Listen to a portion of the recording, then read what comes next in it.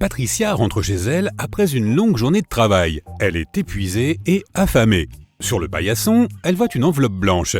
La jeune femme la ramasse et rentre chez elle, puis elle ouvre soigneusement la lettre. « Nous avons une offre généreuse à te faire », est-il écrit. Mais pour en savoir plus, tu dois nous appeler. Notre numéro de téléphone est composé de seulement 3 chiffres, mais il est codé. Si tu déchiffres ce code, tu auras fait la moitié du chemin. 2, 1, 6. Un chiffre est correct et bien placé. 6, 5, 2. 2 chiffres sont corrects, mais mal placés. 6, 3, 1. Rien n'est correct ici. 3, 5, 0. 2 chiffres sont corrects, mais mal placés. Peux-tu aider Patricia à trouver le numéro de téléphone ?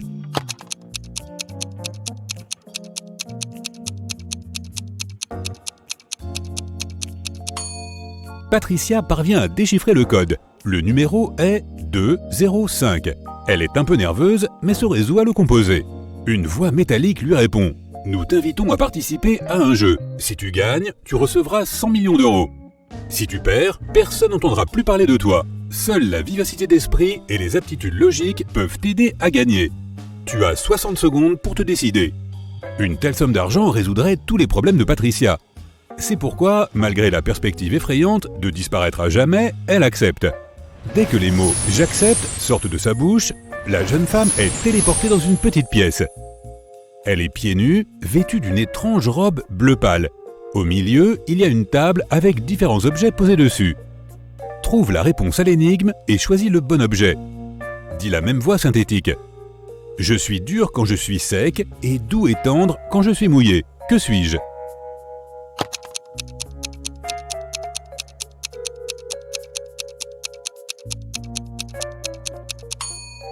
Patricia devine assez vite que l'objet dont elle a besoin est une éponge. Elle la prend et la met dans sa poche. Maintenant, Patricia doit sortir de là. Elle remarque une porte dans le coin gauche de la pièce. Elle est verrouillée, mais il y a un panneau avec plusieurs boutons sur le mur à côté. Sur chaque bouton se trouve un motif. Soudain, la voix retentit. « Je suis très grand, mais j'ai l'air très petit. Une fois la nuit tombée, je suis admiré par beaucoup. Que suis-je »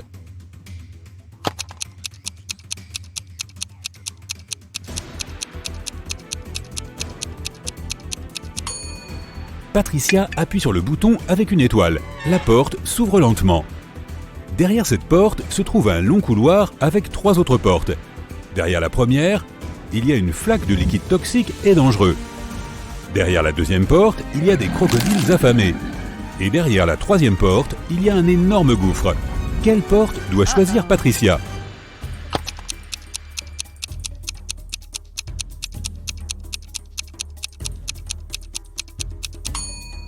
La première porte. La jeune femme doit jeter l'éponge sur le sol, elle absorbera le liquide et Patricia pourra passer. Une fois qu'elle est dans la pièce, la voix retentit à nouveau. Je peux hurler, je peux siffler, je peux murmurer, mais je ne parle pas. Que suis-je ?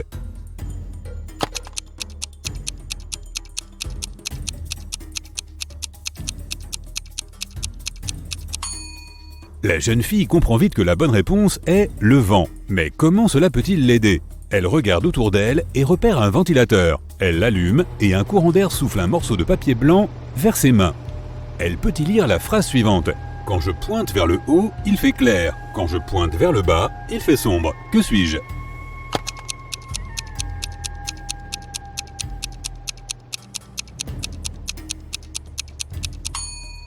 La réponse est un interrupteur. Patricia regarde dans la pièce et repère effectivement un minuscule interrupteur caché dans un coin. Dès qu'elle appuie dessus, un grand écran apparaît sur le mur. Patricia y voit 4 personnes qui se trouvent dans une épicerie. « Qui a volé une pastèque ?» demande la voix.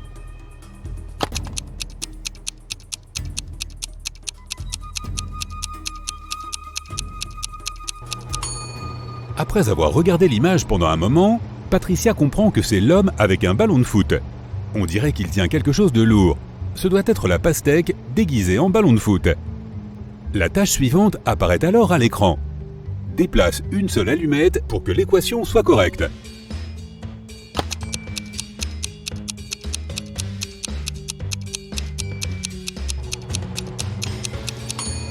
Patricia réussit à trouver la réponse assez rapidement.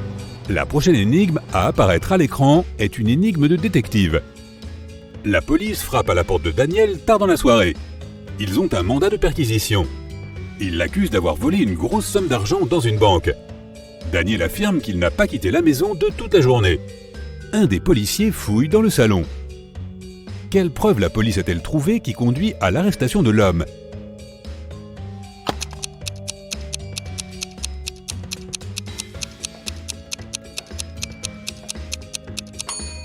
La date figurant sur le reçu posé sur la table, c'est la même que la date sur le calendrier.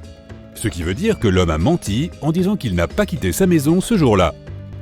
C'est la bonne réponse, et Patricia est autorisée à entrer dans la pièce suivante.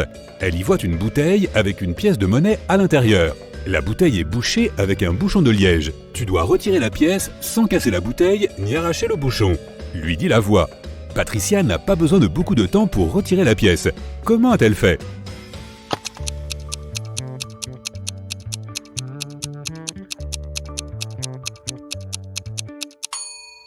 Elle a enfoncé le bouchon dans la bouteille et l'a secoué pour faire sortir la pièce. Mike a récemment quitté son emploi. Il en cherche un nouveau, plus passionnant. Mais jusqu'à présent, toutes ces tentatives n'ont donné aucun résultat. Peux-tu dire combien d'entretiens d'embauche il a raté en observant son appartement ?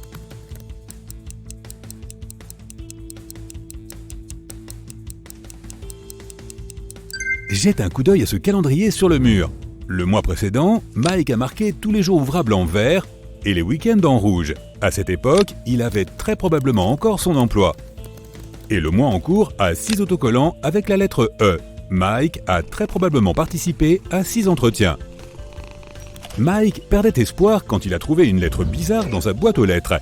Une élégante petite note disait « Si tu arrives à trouver notre numéro de téléphone, appelle-nous. Nous t'offrirons un travail de rêve. Peux-tu aider Mike à découvrir le numéro ?»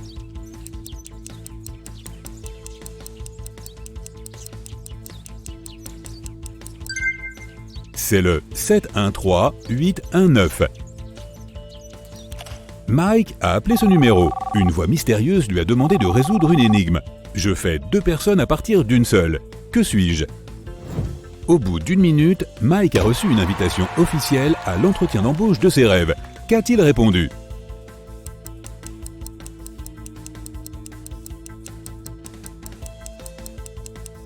Un miroir. Lorsque Mike est arrivé au lieu de rendez-vous, il a trouvé un grand bâtiment lugubre au milieu de nulle part. La porte s'est refermée derrière le dos du gars dès qu'il est entré. Mike s'est retrouvé dans un couloir avec 3 portes. Il a également vu un bateau, un spray anti-insectes et une combinaison d'astronaute sur le sol. La même voix mystérieuse a dit « Tu peux choisir un seul outil et une seule porte. Bonne chance !» Il y a des araignées venimeuses derrière la première porte. Un lion affamé attend derrière la deuxième porte. Et enfin, il y a un marécage qui dégage des fumées toxiques derrière la troisième porte. Que doit choisir Mike pour réussir cette épreuve et rester en vie ?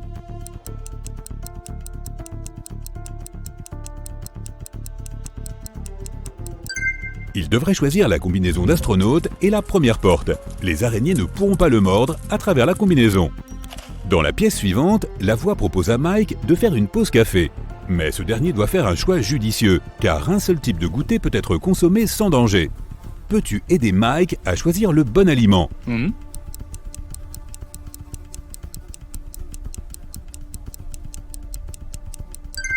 Il y a des ongles humains dans le cupcake et des cafards dans ses frites.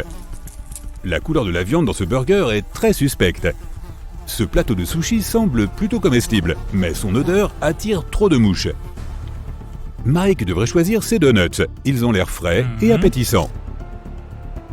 La cafétéria était remplie de gens. La voix a dit à Mike de trouver un voleur parmi eux. Peux-tu aider Mike à obtenir des récompenses pour son efficacité ?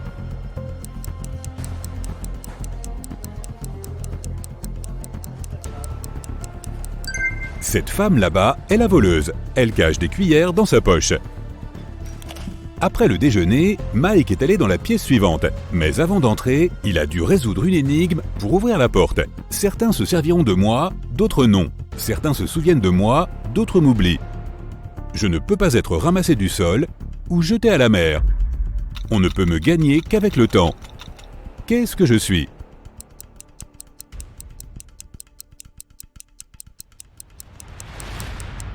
La réponse correcte est la connaissance. Mike est entré dans une très belle salle des fêtes remplie de gens déguisés et masqués. La voix a dit à Mike de trouver un fantôme, un zombie et un voleur parmi ces gens. Regarde cette foule très attentivement. Peux-tu les voir ?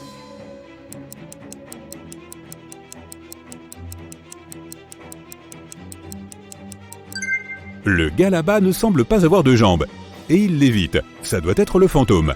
Regarde la nourriture de cette femme. Seul un zombie pourrait manger ça. Et cette femme là-bas est la voleuse. Sa bague en diamant ne va pas à son doigt. De plus, la bague est très similaire à la parure de cette femme. Mike a essayé d'ouvrir la porte suivante et a entendu une nouvelle question immédiatement. J'ai l'air plat, mais je suis profond. J'abrite des royaumes cachés.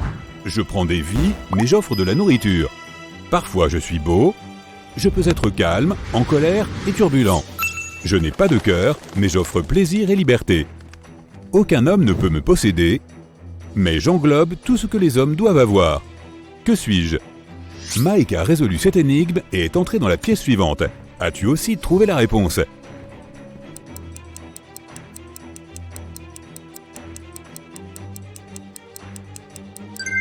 La bonne réponse est « Je suis l'océan ». Mike a vu la porte suivante, mais malgré tous ses efforts, il a été incapable de l'ouvrir. Il a repéré une serrure électronique sur la porte et une carte d'un labyrinthe sur le mur. La voix a dit que Mike devait résoudre l'énigme pour ouvrir la porte. Peux-tu l'aider ?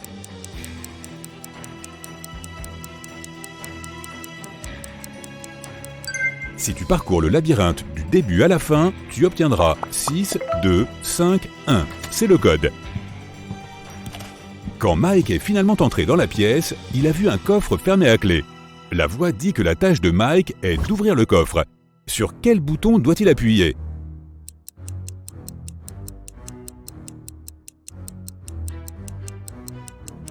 Les rébus représentent 3 couleurs, rose, blanc et marron.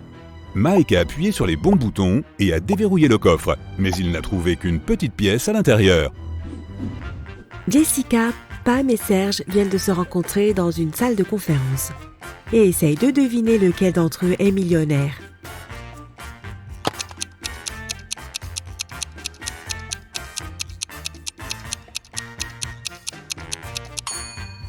Serge porte une montre Versace, mais c'est probablement une fausse car le mot Versace est écrit avec une lettre en trop. Pam porte beaucoup de bijoux, mais si tu les regardes bien, ils ont des rayures. Ils sont donc en plaqué or. Et Jessica ne porte qu'un seul bracelet en argent, Tiffany original. Elle est donc probablement la millionnaire que nous recherchons. Rick a trouvé une énorme bague en diamant jaune sur le sol d'une boutique de luxe. 3 femmes viennent la réclamer. Daisy montre ses boucles d'oreilles avec des diamants jaunes et elle dit que la bague allait avec. Glenda dit que c'est sa bague de fiançailles. Et Jill dit que cette bague appartenait à sa grand-mère. Aide Rick à découvrir qui ment.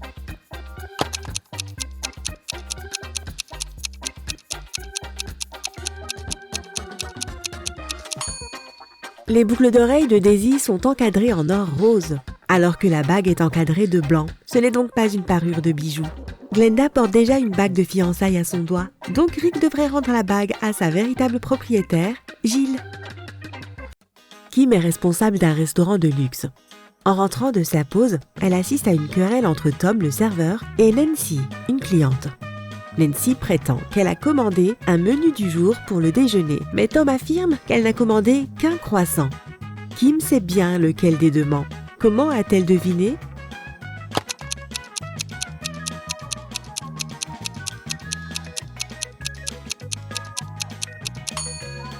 Regarde le tableau. Les menus du jour sont servis entre 13 et 16 heures et l'horloge sur le mur indique 18 heures. Nancy n'a pas pu commander de menu car il est trop tard. Regarde cette image et trouve la pièce manquante.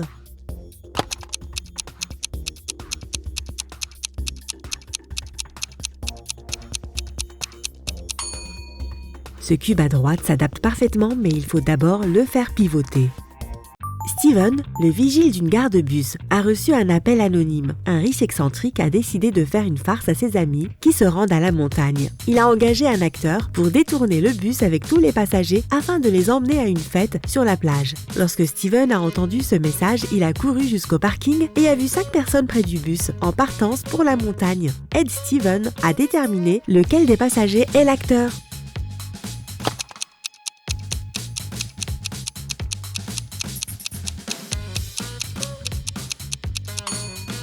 Regarde l'homme à droite, il n'est pas habillé pour le ski.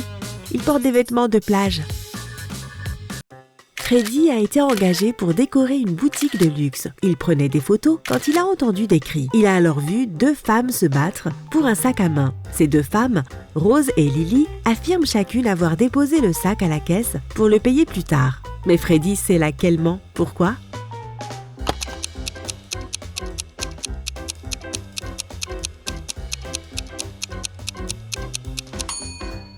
Regarde bien l'image.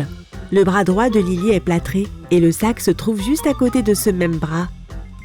Si c'était elle qui avait posé le sac là, elle l'aurait probablement mis à sa gauche en utilisant son bras sain. Donc le sac appartient à Rose. Regarde attentivement cette image et choisis une image identique à cet exemple.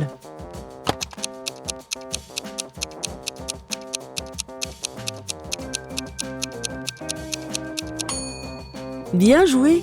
L'image 4 est identique, elle est juste tournée à 180 degrés. La police a reçu un appel de la villa d'un célèbre milliardaire, Monsieur Green, qui a disparu ce matin après avoir quitté son domicile pour jouer au golf avec son prof. Le détective interroge tous les témoins. La femme de chambre dit que Monsieur Green a pris son petit déjeuner et est parti à 10h. La petite amie de Monsieur Green dit qu'elle est partie pour un shooting photo tôt ce matin, avant qu'il ne se réveille. Le professeur de golf de Monsieur Green affirme qu'il a passé toute la journée chez lui. L'inspecteur a vite réalisé que l'un des témoins mentait. Lequel ?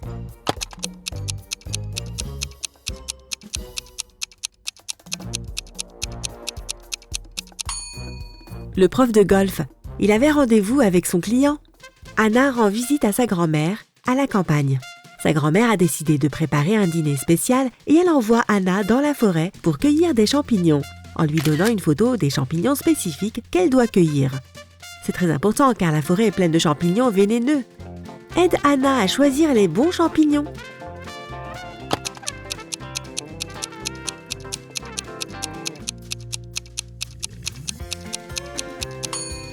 Bien joué!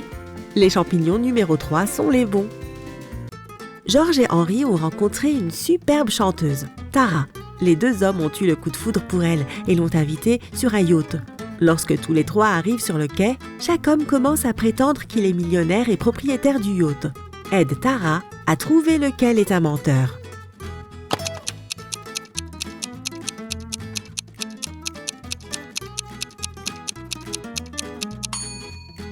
Regarde bien le yacht. Il y a une veste à carreaux qui s'accorde parfaitement avec le pantalon d'Henry. D'un autre côté, la montre au bras de George est fêlée et indique 8h du matin, alors que c'est le soir. Il est peu probable qu'un millionnaire porte une montre cassée.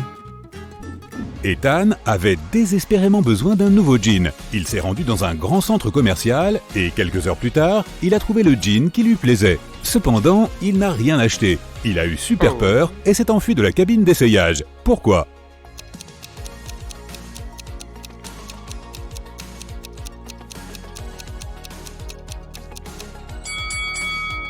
En jetant un œil dans la cabine d'essayage, Ethan a vu que le visage d'un type se reflétait dans un grand miroir alors qu'il lui tournait le dos. Ce n'est pas comme ça que les miroirs fonctionnent, ni les humains. Il y avait donc quelque chose de très étrange ici. Caroline est toujours en retard au travail.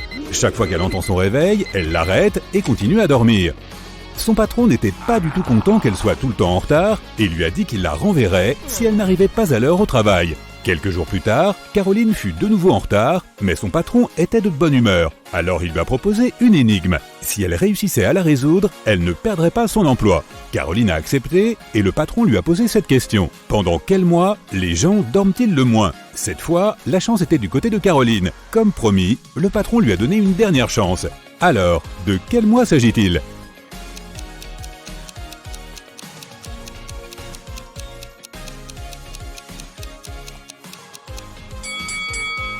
C'est en février que les gens dorment le moins, car c'est le mois le plus court. Maintenant, une petite devinette. Qu'est-ce qui peut voyager autour du monde, mais reste toujours dans un coin?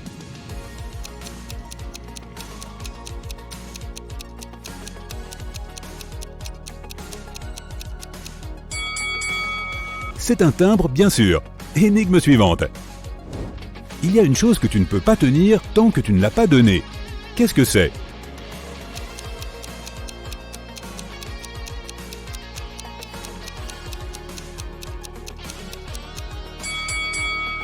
Eh oui, c'est ta parole.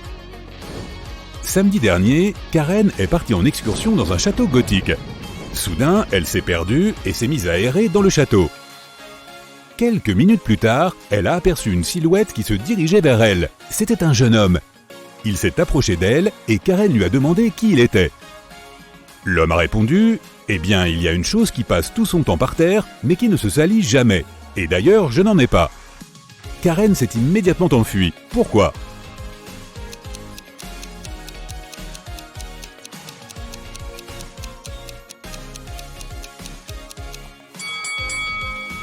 Ce sont les ombres qui sont tout le temps par terre et ne se salissent pas. Si cet homme n'en a pas, c'est que ce doit être un vampire. Jasper est sorti sous une forte pluie sans rien pour se protéger. Pourtant, ses cheveux n'ont pas été mouillés. Pourquoi?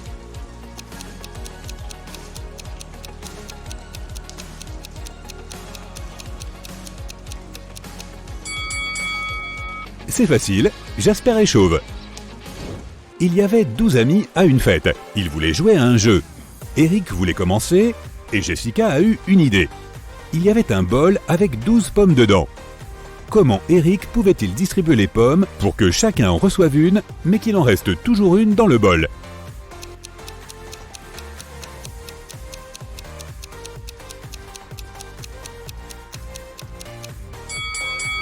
Eric devait donner une pomme à chacun de ses amis et la 12e personne devait recevoir sa pomme dans le bol. Un grand-père, 2 pères et 2 fils sont allés ensemble au cinéma. Chacun d'entre eux a acheté un billet pour le film. Un billet coûtait 5 $, mais au total, ils ont dépensé 15 $. Comment est-ce possible?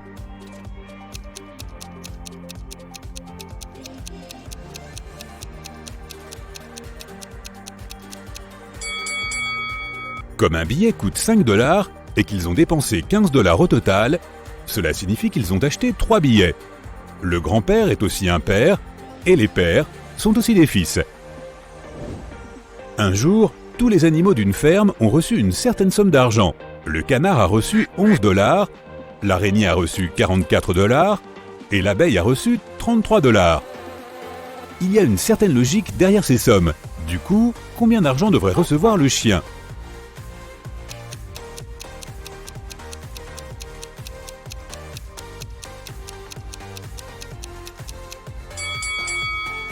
Le chien doit recevoir 22 $.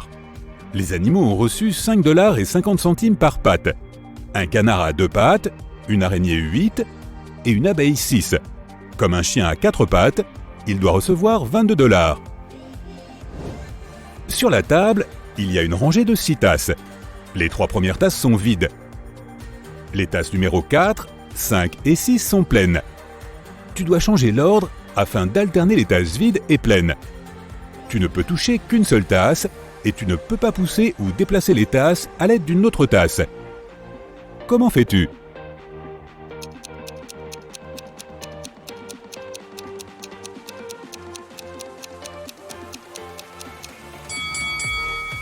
Prends la tasse numéro 5 et verse son eau dans la tasse numéro 2, puis remets-la à sa place. Thomas lavait une fenêtre au 24e étage d'un grand immeuble de bureaux. Soudain, il a entendu quelqu'un crier. Le gars regardait dehors et a vu une femme tomber du 30e étage. Mais au bout de 5 minutes, la femme était debout et indemne. Comment a-t-elle survécu?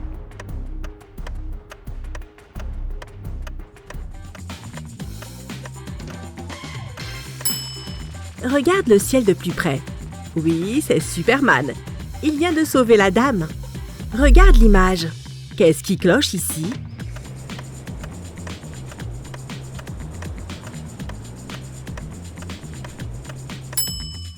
Les pastèques ne poussent pas sur les palmiers. Les frères jumeaux Stan et Ken ont travaillé dur dernièrement. Ils voulaient collecter de l'argent pour l'anniversaire de leur mère.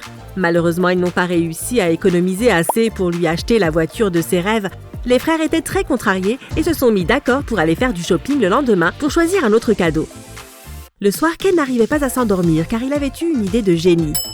Pendant que son frère jumeau dormait, Ken a pris en secret toutes leurs économies pour aller au casino. C'était sa nuit de chance. Il a triplé la somme. Le matin, Ken a remis tout l'argent dans la boîte et s'est rendormi. En se réveillant, Stan a ouvert la boîte et a immédiatement compris que Ken avait touché à leurs économies. Il n'a même pas eu besoin de compter l'argent pour comprendre cela. Comment Stan l'a-t-il compris?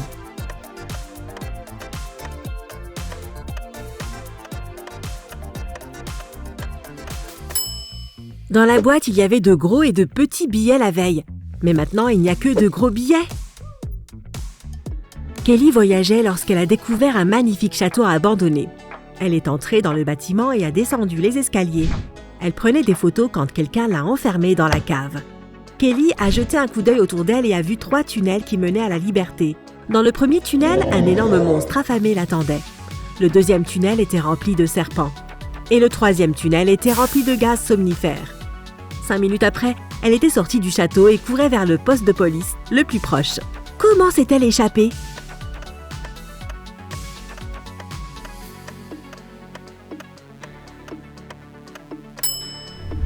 Elle a utilisé son bandeau comme masque et s'est enfuie par la 3e porte.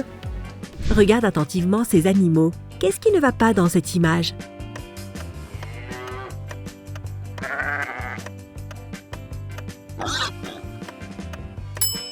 Ce petit gars à gauche écoute de la musique. 2 sœurs sont parties en randonnée. Chacune d'entre elles a pris une boîte d'allumettes. Nelly a mis ses allumettes dans un sac avec son dentifrice et Shelley a décidé de ranger ses allumettes dans un sac avec son vernis à ongles. Alors que les sœurs se promenaient dans la forêt, elles sont accidentellement tombées dans une énorme flaque d'eau. Lorsqu'elles en sont sorties, Shelley a proposé de faire un feu pour sécher leurs vêtements et se préparer quelque chose à manger. Les 2 sœurs ont sorti leurs allumettes. Malheureusement, les allumettes de Nelly étaient couvertes de dentifrice et celles de Shelley de vernis à ongles. Les 2 filles ont laissé les allumettes sécher au soleil et sont parties chercher du bois pour le feu. Il a plu à nouveau et toutes les allumettes ont été trempées. Toutefois, 10 minutes plus tard, les sœurs ont réussi à faire un feu et à faire griller des marshmallows. À qui appartiennent les allumettes qu'elles ont utilisées?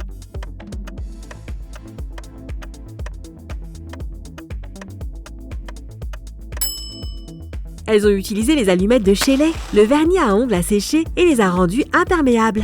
Si tu ne la tiens pas, elle va se casser. Qu'est-ce que c'est?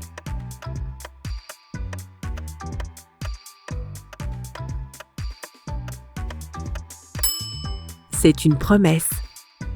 On a demandé à Suzanne de décrire ses fils. Elle a répondu « Ils sont tous roux, sauf 3, tous blonds, sauf 3, tous bruns, sauf 3, et tous avec des cheveux roses, sauf 3. Combien de fils a eu Suzanne?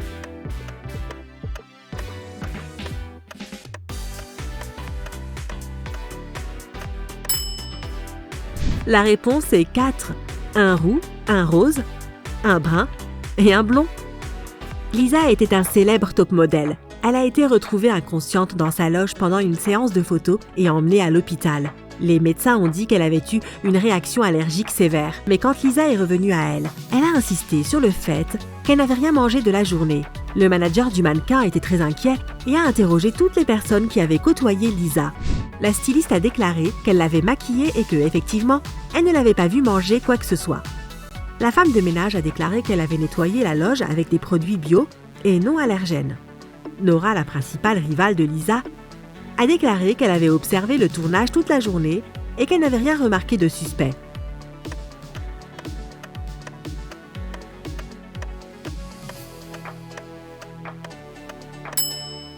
C'était le styliste. Le rouge à lèvres est la seule chose que Lisa aurait pu avaler ce jour-là. Regarde les photos. Laquelle de ces personnes est une personne qui prend des risques?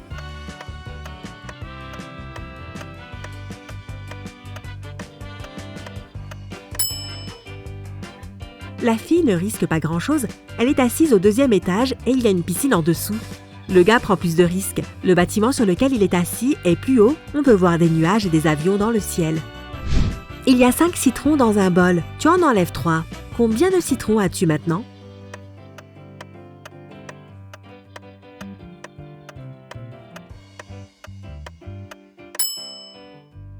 Tu as les citrons que tu as pris. Monsieur Robinson est un homme d'affaires prospère. Un matin, il a une super idée. Plus tard, il invite ses 2 meilleurs managers dans son bureau pour en discuter. Mais lequel de ces hommes est Monsieur Robinson?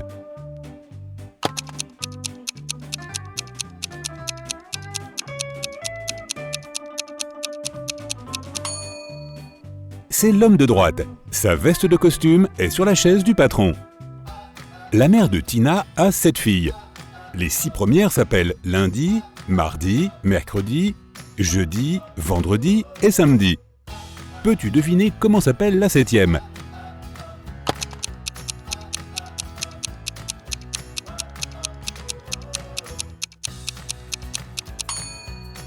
Eh oui, c'est Tina. Je commence et je finis par E, mais je ne contiens qu'une seule lettre. Qui suis-je?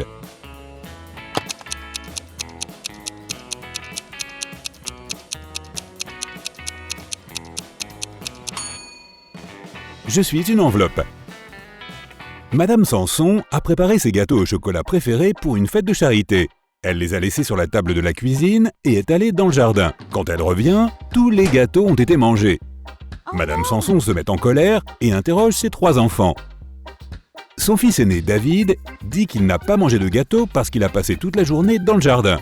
Sa 2e fille, Marion, essuie quelques miettes sur son visage et dit qu'elle vient de manger un sandwich. Sa plus jeune fille, Sarah, dit qu'elle ne mange pas de sucreries parce qu'elle est au régime. Madame Samson sait qui ment. As-tu deviné toi aussi?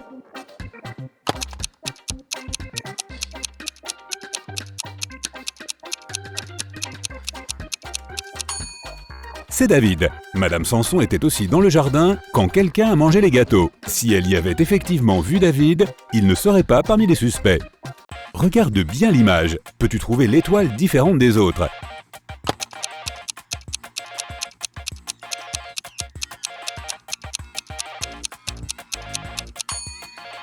C'est celle qui se trouve dans le coin gauche. Le centre de cette étoile est plus petit que celui des autres.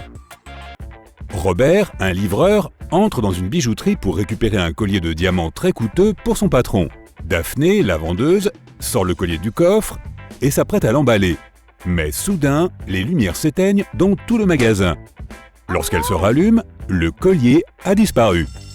L'alarme s'est déclenchée et les portes du magasin se sont fermées. Seuls Robert, Daphné ainsi qu'une autre cliente appelée Vicky sont à l'intérieur. La police vient les interroger. Robert dit qu'il n'a rien vu. Daphné dit qu'elle a senti quelqu'un la pousser dans le noir au moment où on a dû prendre la boîte. Et Vicky affirme qu'elle était en train de choisir des anneaux pour son mariage dans le coin opposé du magasin. Les policiers ont immédiatement compris qui était le voleur. Et toi?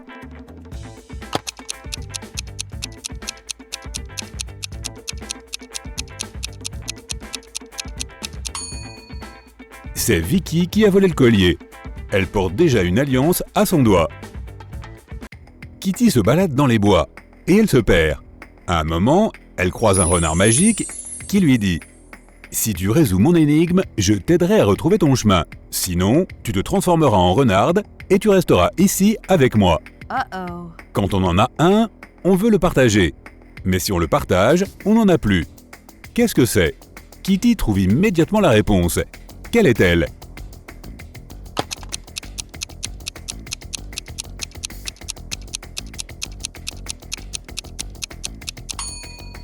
C'est un secret. Si on partage un secret, il n'en est plus un.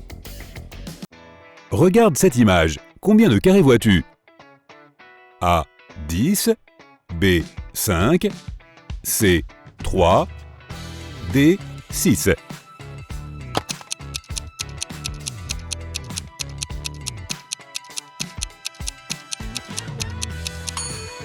Bien joué, il y a 10 carrés. Il fallait bien compter toutes les couleurs.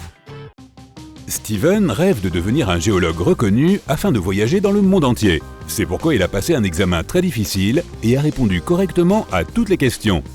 Le professeur Smith lui dit qu'il a une dernière question pour lui. S'il y répond correctement, Steven participera à une expédition dans les montagnes dès la semaine suivante. Le mont Everest a été découvert en 1852, mais quelle était la plus haute montagne du monde avant cela? La semaine suivante, Steven se balade fièrement dans les montagnes avec ses nouveaux collègues. Qu'a-t-il répondu au professeur?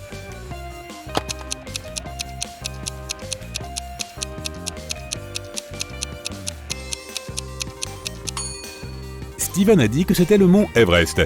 C'était déjà la plus haute montagne du monde, même si elle n'avait pas encore été découverte.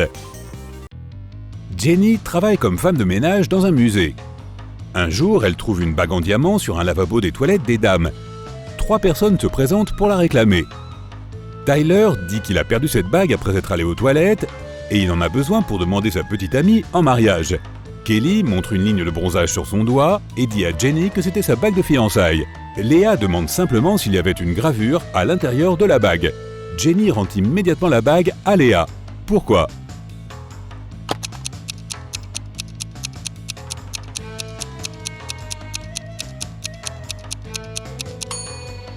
La ligne de bronzage de Kelly est sur le mauvais doigt. Tyler n'était pas censé aller dans les toilettes des dames. Et Léa est la seule à savoir que la bague est gravée.